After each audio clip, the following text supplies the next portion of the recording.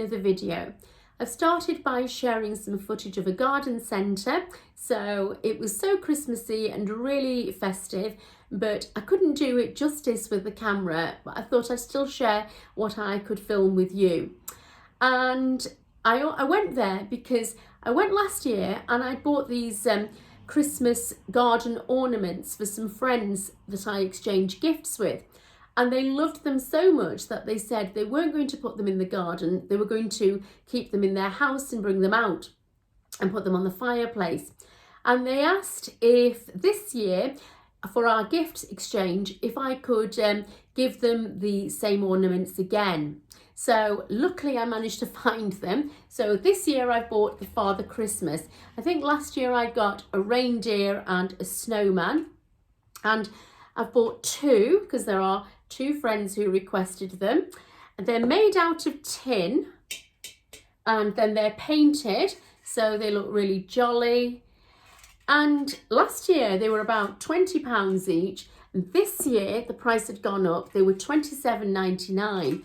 But luckily the day I went, it was a 30% off sale. So the price came in at under £20 again. And I know my friends will like them, but for me, they give me gifts that are consumable, so food or bath products, because I'm a minimalist and they respect that and they know that I won't have lots of knickknacks or ornaments out. I like to keep my house quite clutter-free, but I know that they will really love those.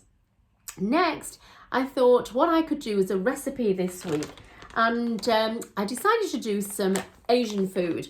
So I bought a packet of Gol Guppa fry, and in Pakistan and India, Gol Guppa are street food. Gol means round, and these are fried balls that are round and then filled with masala and with chutney. And then when you pop them in your mouth, it's like having a shot of flavour in your mouth. So these are really a popular street food or a snack there. And I've not fried them before, but I thought I'd give this a try. There are discs in there that you then just shallow fry. And this packet was £2.69. You get 80 of the discs, and then you get a packet of the speciality masala that you use to make the chutneys. So I'll give that a go.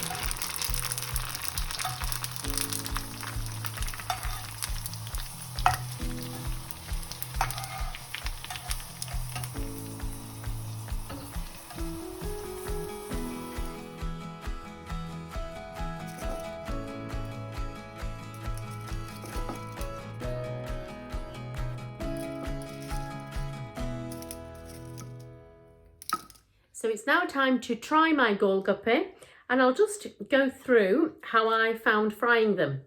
It only took about 10 minutes. It was really easy.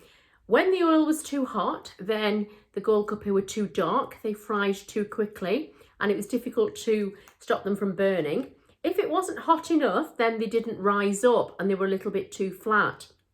So after a few goes, after a little bit of practice, then I actually managed to get them to work, and there were more successful ones than less successful. So overall, I will say the recipe was easy to use. Now I'm going to fill them, and what you do is you actually make a hole in the Gol Guppa.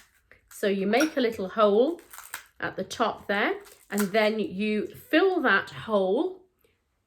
You fill that hole with whatever you want. I'm using potato, a bit of onion, and also I'm using a bit of Balti mix in there, and that'll give the spices. I've seen recipes where they add spices to the potato and the onion, but I'm keeping it plain because I don't want it too spicy.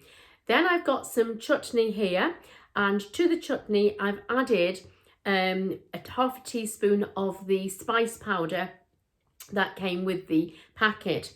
The chutney I made myself with coriander, mint, garlic, green chilies, and so the chutney was my own separate recipe. Right, so I'm going to use this to scoop some of the chutney, and that's the way. So this is going to be like a way of carrying the chutney, and I'm going to try that now.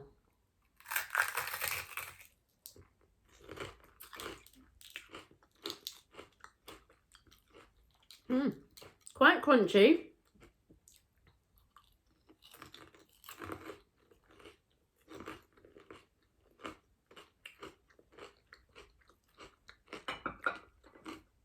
That was very crunchy and very tasty. So overall, I would say that the packet was a success. So they taste authentic to me as I've had them when I bought them in the restaurants. So overall, I think that was an easy recipe to do. So I'm going to tuck into those, and I'm going to read my book. This week, I'm reading this book, which is called Murder in the Falling Snow. And it's 10 short stories. I think I'd just give it 3 out of 5 for this book. It's not been my favourite. I've read 3 stories, and I've enjoyed one of them. And the one I enjoyed was the Sherlock Holmes story. But the other 2, I could just, I thought they were too rushed. I didn't really take to them, so I could have just left those. However, having a book of short stories is easier to dip into than reading a full novel. So I'm going to try reading another story and enjoying the Gol Guppa. And I'll see you then for the last part of my video.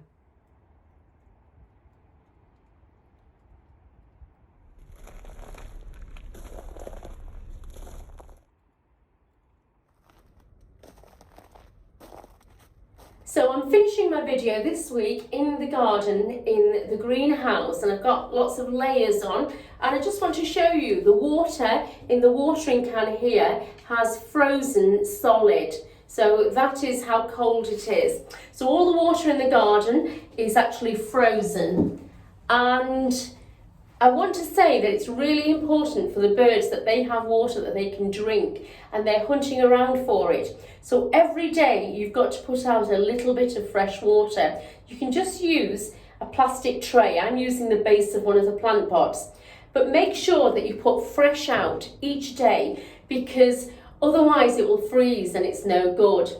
And then I also put some food out every day. So if you leave the food out and then forget about it, it can go mouldy or the food can freeze. So I've just got a block of suet here, and with some worms inside. At this time of the year, they need high fat food like suet, and I put a small amount on a dish, and I put it out at the same time every day, because the birds seem to remember, and they seem to come into the garden looking for the food, and I don't want them to come and waste their energy, and they've come looking for the food and I've not put it out up, and I've put it out later.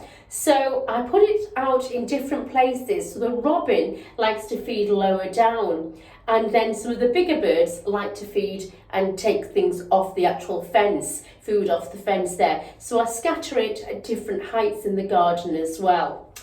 So that's been this week's video. Hope you found it interesting, and I'll see you next time.